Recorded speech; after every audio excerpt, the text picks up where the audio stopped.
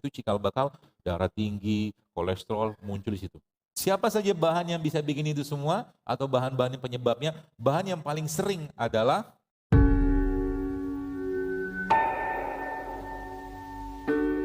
kalau seandainya perut kita itu bisa meng-WhatsApp badan kita, dia kasih WhatsApp sama kita, tolong jangan zolimi lagi hari ini dengan nasi goreng kalian tuh. Kalau dia bisa WhatsApp, saya nggak bisa. Yang terjadi apa? Dia cuma diam, tak berdaya, tapi dia ngasih sinyal, namanya keluhan.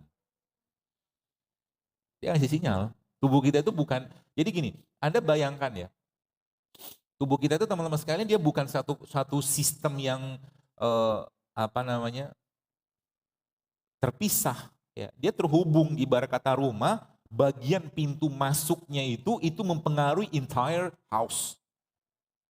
Semua rumah itu dipengaruhi sama dia. Dari pintu masuk gimana? Ini. Siapa pengolahnya? Dapurnya, namanya apa? Perut.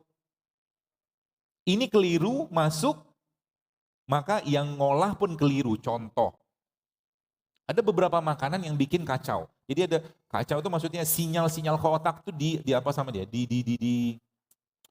Dikacaukan. Dan bahan ini banyak banget kita makan tiap hari.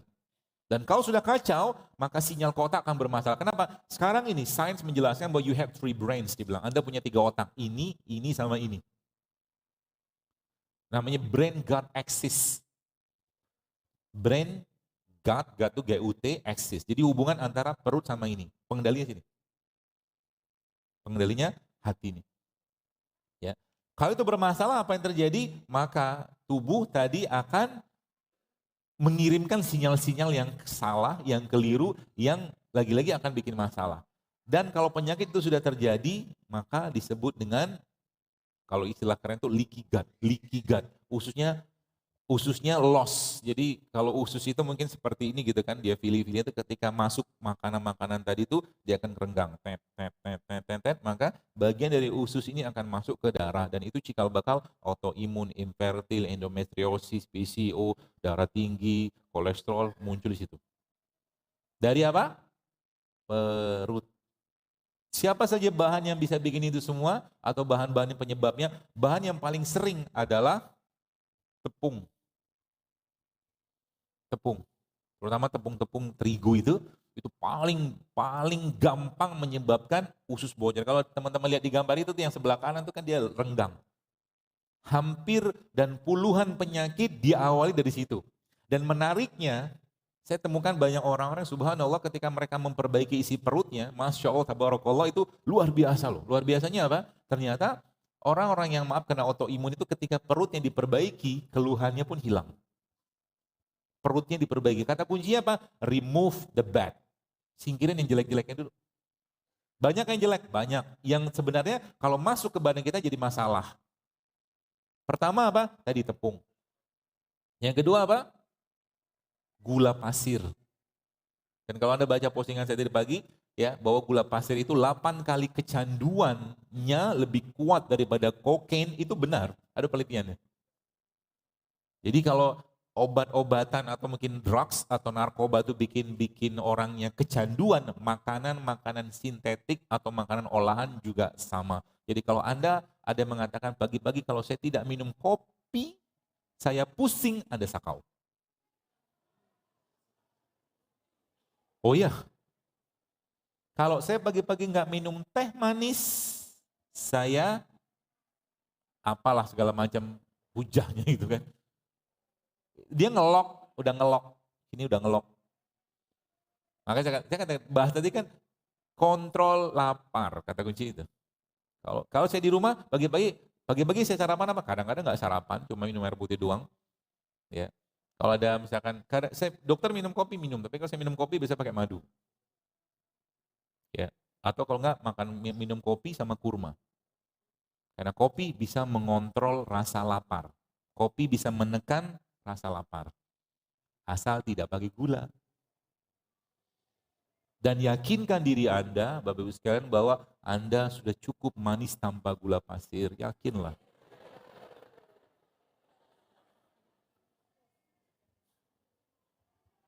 Udah 2 kan? gula, kemudian tepung. Yang ketiga apa? Nasi putih. Nasi putih. Kenapa saya lebih suka membatasi? Karena memang kalau dikasih dispensasi, boleh nggak makan nasi putih? Boleh. 1 sendok makan. Jadi kalau lagi makan nanti nasi putihnya 1 sendok. Kemarin saya mengajari cara makan coto Makassar. Teman-teman Makassar senang banget tuh. Gimana dok? Ini cara makan coto Makassar yang sehat, saya bilang. Cara gimana? Kalau Anda makan coto kan biasanya coto itu kan di restoran itu kan ada jeruk nipis. Ya kan? Dalam mangkok gede itu kan. Terus minta air hangat, air putih 3 gelas. Nanti jeruk nipisnya diperes ke gelasnya tadi itu kan, ke air tadi. Minum. Habis minum gelas yang pertama, minum gelas yang kedua. Gelas yang kedua habis, gelas ketiga. Habis gelas yang ketiga kemana? Pulang. Gitu.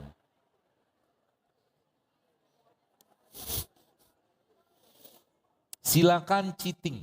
Silakan makannya suka-suka, asal, saya kasih asalnya ada. Anda sehari minum air putih 3 liter, itu yang pertama. Yang kedua, 80% isi piring Anda adalah sayur dan buah.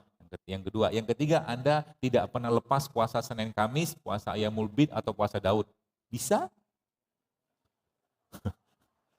Boleh cheating kalau itu, silakan. Atau Anda exercise olahraga minimal 3 kali seminggu setengah jam, silakan. Kalau itu oke, silakan cheating. Makan sakaremu. Pertanyaannya boro-boro. Ada yang tanyakan, dokter kan orang Padang dari dulu makan nasi Padang. Iya, orang Padang dari zaman dulu makan nasi Padang. Cuma masalahnya apa? Habis makan nasi Padang mereka nyangkul. Pergi ke ladang, naik sepeda, bawa gerobak sekarang. Update status. Betul nggak?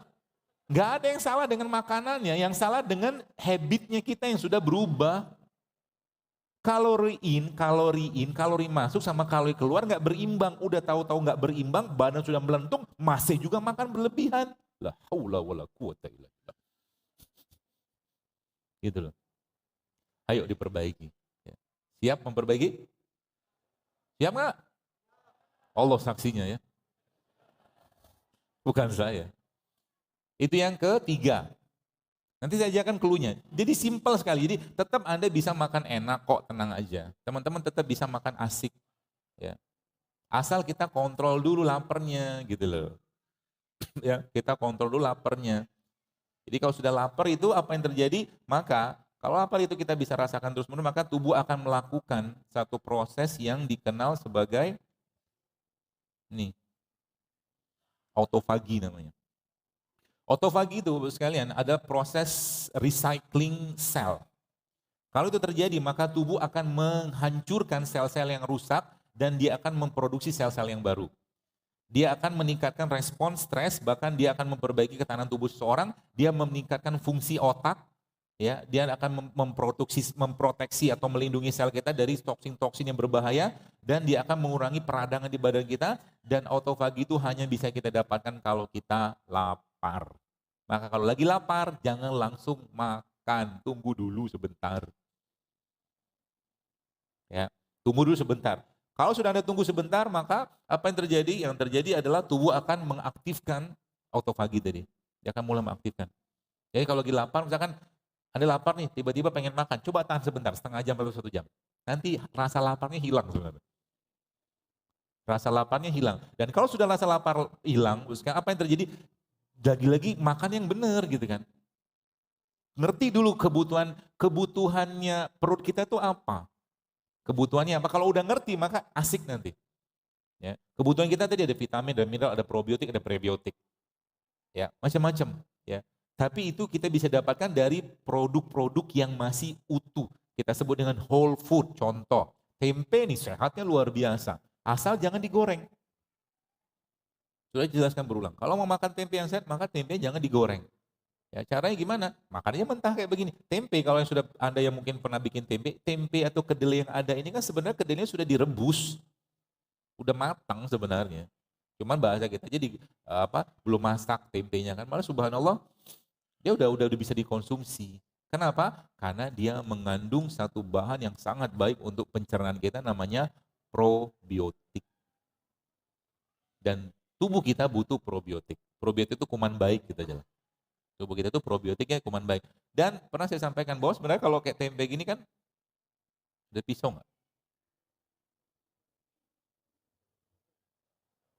Pisau. Nggak ada pisau.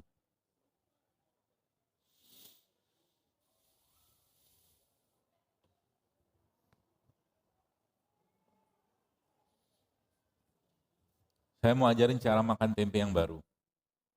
Ini belum ada, man.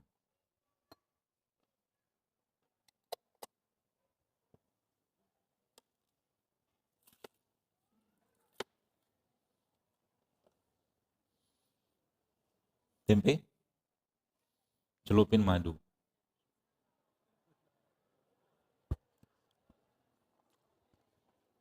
The best, Pak. Masya Allah. Mau? Kepo gitu mukanya. Cobain. Enak. Enak banget, terus. Pagi-pagi sarapannya begituan. Jadi, besok sampaikan selamat tinggal kepada abang bubur ayam. Bye-bye, Bang. Bisunya, Pak, maaf. Hati-hati, Pak. Kalau enak beritahu teman, Pak. Tak enak beritahu kami. Coba, Bapak liatin mukanya Pak habis makan.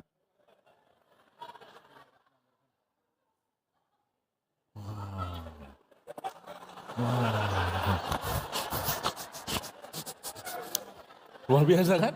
Masya Allah. Hah? Masya Allah. Alhamdulillah. Enak.